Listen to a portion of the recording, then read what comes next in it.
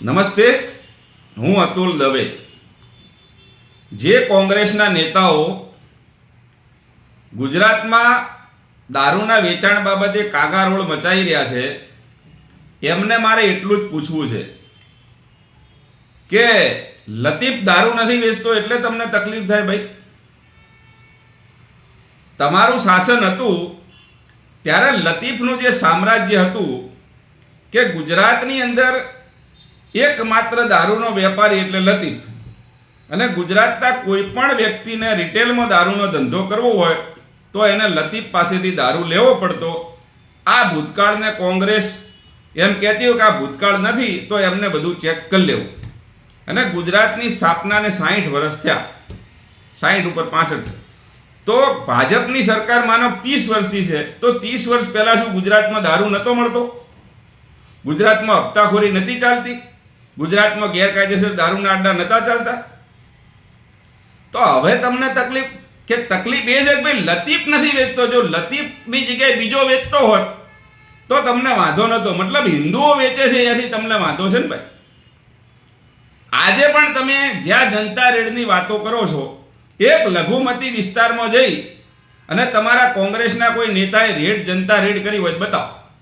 કેમ લઘુમતી વિસ્તારમાં કોઈ દારૂનો અડ્ડો કે જુગારનો અડ્ડો કે ડ્રગ્સ નથી ચાલતું? ભાઈ, મૂળ તમને વાંધો એ જ છે ભાઈ. કેમ કે તમે લતીફને જે દારૂનો મસ્ત મોટો વહીવટ કરી આલ્યો હતો એવો કોઈ છે નહીં, એટલે તમને વાંધો પડ્યો છે. અને બીજી વાત તમને કહું, જ્યારે બૃહદ મુંબઈમાંથી મહારાષ્ટ્ર અને ગુજરાત છૂટું પડ્યું તો એ વખતે મહારાષ્ટ્રે તો દારૂબંધી નથી સ્વીકારી, તો એ વખતે આપણા ગુજરાતે દારૂબંધી સ્વીકારવાની જરૂર શું હતી? આવો ખોટનો ધંધો કરીને તમે લોકોએ ગુજરાતનું શું ભલું કર્યું ભાઈ? એ પછી તમારું શાસન રહ્યું ત્યાં સુધી દારૂના અડ્ડા ચાલ્યા, એના અત્યારે ચાલ્યા આવે છે. અત્યારે તમે જે આ દારૂબંધી સ્વીકારી એનાથી ગુજરાતને ત્યારે જે નુકસાન, અત્યારે વર્ષે દિવસે 50,000 કરોડનું નુકસાન થાય છે. અને દારૂનો અડ્ડો 4 દાડા 5 દાડા બંધ થશે, પછી કદી બંધ થવા નથી. કેમ કે ગુજરાતમાં 1 કરોડ લોકો દારૂ પીવે છે ભાઈ. અને આ 1 કરોડ લોકોને તમે રાતોરાત દારૂ પીતા બંધ નહીં કરી શકો ભાઈ. આ તો નાટક કેવું છે પાછું કે ગુજરાતનો નાગરિક બોમ્બે જાય તો દારૂ પી શકે, દીવ જાય તો પીએ કે, દમણ જાય તો પીએ કે, આબુ જાય તો પીએ કે, બસ ગુજરાતનો નાગરિક ગુજરાતમાં દારૂ ના પીએ કે. અને બહારનો કોઈ માણસ આવે તો ગુજરાતમાં મસ્ત એને સગવડ આપવામાં આવે છે દારૂ પીવાની.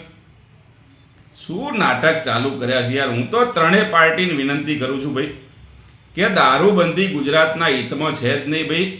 અહીં નરો ભ્રષ્ટાચાર થાય છે, અહીં નરી હપ્તાખોરી ચાલે છે, ડુપ્લિકેટ દારૂ વેચાય છે, ને એના કારણે લોકો મરી રહ્યા છે, અને નાની નાની ઉંમરની બહેનો વિધવા થઈ રહી છે. આનું એકમાત્ર કારણ આ બકવાસ દારૂબંધી છે.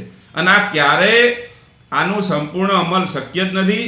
આ કાયદાની વસ્તુ નથી, આ સામાજિક વિષય છે ને આને સમાજ ઉપર છોડી અને ત્રણેય પક્ષોએ ભેગા થઈ અને ગુજરાતની દારૂબંધી બાબતે પુનર્વિચાર કરવો જોઈએ. કેમ કે આખા દેશમાં દારૂની છૂટ છે ભાઈ. ભાજપ હોય, ભાજપની સરકાર હોય બીજા રાજ્યોમાં છે, કોંગ્રેસની પણ છે ને આપની પણ છે, તો ગુજરાત સિવાય એમની જ્યાં સરકાર છે અહીંયાથી એકે પાર્ટી દારૂબંધી કરવા તૈયાર નહીં, બિહારને છોડી.